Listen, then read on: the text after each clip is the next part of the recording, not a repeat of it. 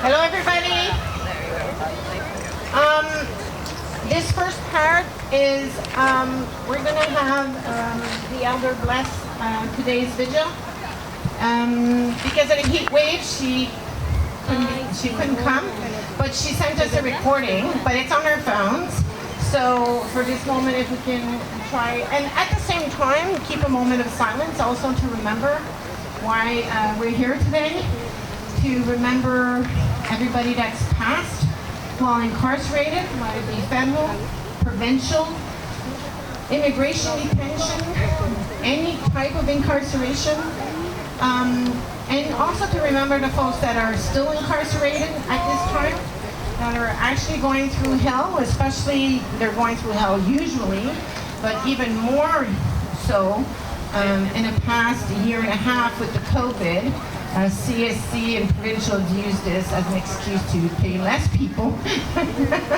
So they're spending 23, 24 hours in cells a lot of the times. They're being confined. So their plight is also very important.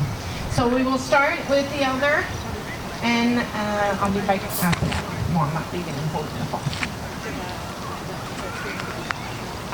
I hope he...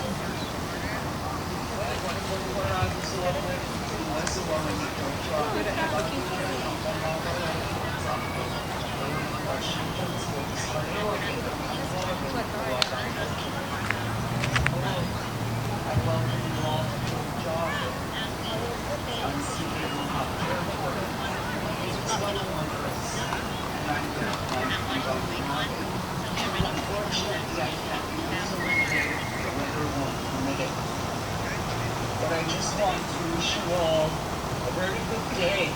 And to remember to honor and respect one another. Because in our original teachings, this is what we were told. At that pivotal time when creators created Mother Earth, he gave everything on Mother Earth and inspired our original instructions. And this is what we were told. Love, honor, and respect one another, and to give thanks each and every day for all of creation. And this is what we'll do now. I'll be giving the Thanksgiving prayer in my language, because in my culture we believe that the Creator and our ancestors never stand us.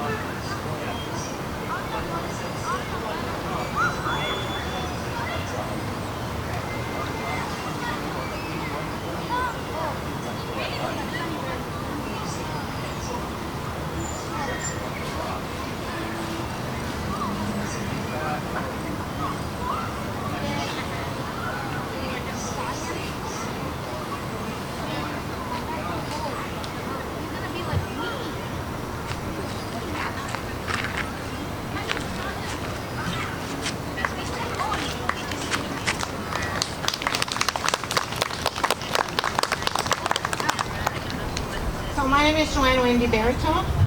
I'm a lifer, proud of it. Meaning that I survived it, and I'm here to help others survive it, because it is survival. Doesn't matter what CSC tells you, they're not helping. If you're surviving, it's because you're strong and persistent.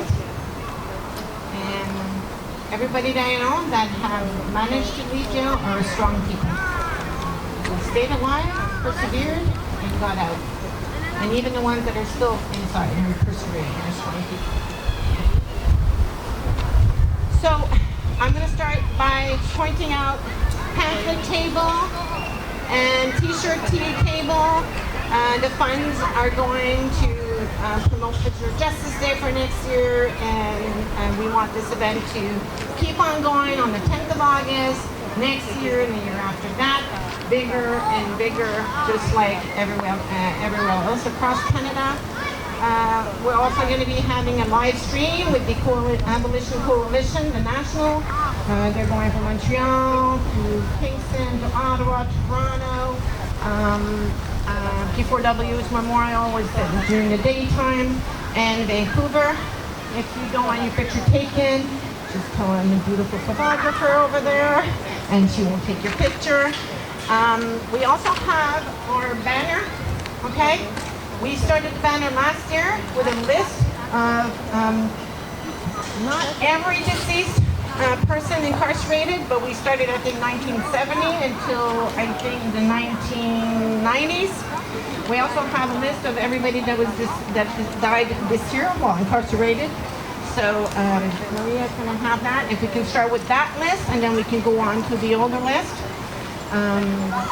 We hope that by next year, we'll have, it's sad to say, but filled up the list on the banner. And our goal is that that banner doesn't get bigger. Right? That's the goal that we want. Masks, we have sanitizers, we have water, translation. So we don't have on-the-spot translation, but we'll have English and French. So I'm going to switch to French right now, okay? So, bonjour, mon nom est Joanne Wendy Barito, je suis une sentence-vie. Je suis sortie en 2018 et depuis le 9 janvier 2020, je suis en probation pleine. Puis j'ai eu l'autorisation de on m'a enlevé ma condition de voir, c'est gros, là, parce que ça fait comme juste un an et demi que j'ai réussi à convaincre les commissions de libération conditionnelle. Donc, pour moi, c'est important. Sur la dernière, on a des t-shirts, on a des pamphlets. Les profits vont aller à la Journée des prisonniers futurs. Notre but, c'est que cet événement-là grossisse à tous les années, de plus en plus, ça soit devient quelque chose de majeur. À tous les années, le 10 août, à travers le Canada et même à travers le monde, comme vous allez voir tantôt, c'est une journée qui est célébrée. Mais je ne veux pas dire célébrer parce que pour moi, c'est pas célébrer le décès de gens incarcérés. C'est un vigile, on se remémore les gens qui sont décédés durant leur incarcération. Les gens qui sont toujours incarcérés parce qu'ils vivent un enfer présentement. Et c'est ça. Alors, à la table ici, on a notre bannière. C'est une bannière de tous les gens qui sont décédés depuis 1970. Je crois que les noms sur cette liste-là arrêtent 80-90. Et on a aussi une liste de gens qui sont décédés cette année, malheureusement. Notre but, c'est que cette bannière-là reste à cette grosseur-là et qu'elle ne devienne pas plus grosse. C'est un but avec beaucoup de cœur. Les gens vont parler en anglais et en français. On n'a pas de traduction directe. L'année passée, on l'avait fait en anglais, puis on voulait faire un peu plus d'incorporation de langue, et ainsi de suite. OK, donc, là, je ne sais pas sur où m'y mettre. Fait que, l'histoire, je vais la faire en anglais. Puis, je ne l'ai pas traduit en français, mais je vais essayer de la traduire en français, grosso modo, par la suite, OK? Donc, on August 10th, 1974, prisoner Eddie Nalen bled to death in a segregation unit of Millhaven Maximum Security Prison located in Bath, Ontario. Millhaven was brand new at the time, having only been open a few years before and already had a reputation for being a brutal institution. Eddie was serving a life sentence and had been in and out of segregation from the start of his sentence. Even though Eddie took his own life, evidence clearly showed that the blame belonged solely to the prison system and its apathetic administrators. On the first anniversary of Eddie's death, August 10, 1975, prisoners at Millhaven refused to work, went on a one-day hunger strike, and held a memorial service, even though it would mean a stint in solitary confinement. Many of the alleged leaders in this one-day peaceful protest would still be in segregation a year later. Note, although refusing to eat and refusing to work are among the only options for peaceful protest available to prisoners, both were viewed as disciplinary offenses in by prison administration. On May 21st, 1976, another prisoner died in segregation unit of the Millhaven prison. Bobby Landers was very active and outspoken in the struggle for prisoners' rights. He had been doing his time in Archambault maximum security. He was one of the inmates committee at Archambault where prisoners were in the process of organizing a prison strike to better conditions inside. Bobby was involuntarily transferred to Millhaven just before the strike in January 1976 and was thrown into the hole. On the night before he died, Bobby tried to get medical help. However, a panic button in his cell had still not been repaired. He wanted to see the nurse who could be heard laughing. He wanted to see the nurse who could be heard laughing and talking with guards out in the office at the end of the range. He and 3 other prisoners all called out for her to come on the range, but were ignored by both the nurses and the guards. In the morning, they found Bobby dead and a scribbled note on his bed that requested medical aid and described symptoms that indicated a heart problem. At the inquest into his death, it was determined that he had died from a heart attack, and a heart specialist confirmed that he should have been in intensive care unit, not in solitary confinement. It's been 45 years since Bobby Landers died, and Prisoner's Justice Day started being recognized across the country and has changed basically nothing. By August 10, 1976, thousands of prisoners across Canada went on a one-day hunger strike while Prison Justice Day Committee were formed in Quebec, Ontario, and British Columbia to organize committee events that drew attention to the prisoners' concerns. Almost every federal institution recognized the day, and hundreds of prisoners participated. Prisoners' Justice Day became International Day of Solidarity with Prisoners. In 1983, prisoners in France refused to eat in recognition of August 10th. The following statement was read in the Paris radio station Fréquence Libre. Why not have an August 10th, an International Day of Solidarity with our in-prison brothers and sisters? For here or elsewhere, prison kills. Whether it be Mellon in Ontario, Bader in Mainoff in West Germany, Claude or Ivan in Switzerland, Bobby Sand in Ireland, Miral, Hadjaji, Hona, Youssef, or so many others in France, whether they are serving 50 years like Alexandre Coté or 16 years like Youssef, whether they are considered political or common prison kills. By the mid-1990s, prisoners in parts of Germany, England, and the United States would join this day in protest. In 2001, the Prisoners' Justice Day Committee in Vancouver wrote this statement about the Prisoners' Justice Day. What is Prisoners' Justice Day? August 10th, the day prisoners have set aside as a day to fast and refuse to work in a show of solidarity to remember those who have died unnecessarily, victims of murder, suicide, and neglect. The day when organizations and individuals in the community hold demonstrations, vigils, workshops, services, and other events in common resistance with prisoners. The day to raise issues with the fact that a very high rate of women are in prison for protecting themselves against their abusers.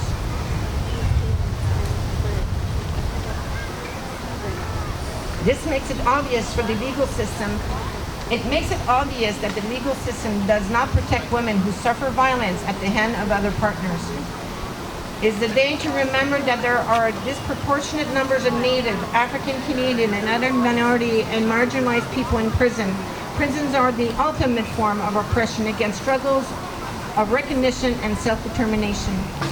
The day to raise public awareness of the demands made by prisoners to change the criminal justice system and the brutal and inhumane conditions that led so many prisoners to death. The day to oppose prison violence, police violence, and violence against women and children. The day to publicize that in their fight for freedom and equality, the action of many political prisoners have been criminalized by governments. As a result, there are false claims that there are no political prisoners in North American prisons. The day to raise public awareness of the economic and social costs of a system of criminal justice which punishes for revenge. If there is ever to be a social justice, it will be only come about using a method of healing justice, connecting people to the crimes and helping offenders take responsibilities for their actions. The day to renew the struggle for HIV/AIDS education, prevention, and treatment in prisons. The day to remind people that the criminal justice system and the psychiatric system are mutually reinforcing methods that the state uses to control human beings. There is a lot of brutality by staff committed in the name of treatment. Moreover, many deaths in the psychiatric prisons remain uninvestigated. 2001 Prisoner Justice Day Committee. Over the past years, Prison Justice Day has been both about commemorating people who have died inside and also about protesting conditions inside. It has always been political, a protest. there is always a component of recognizing and remembering people who have died for terrible reasons.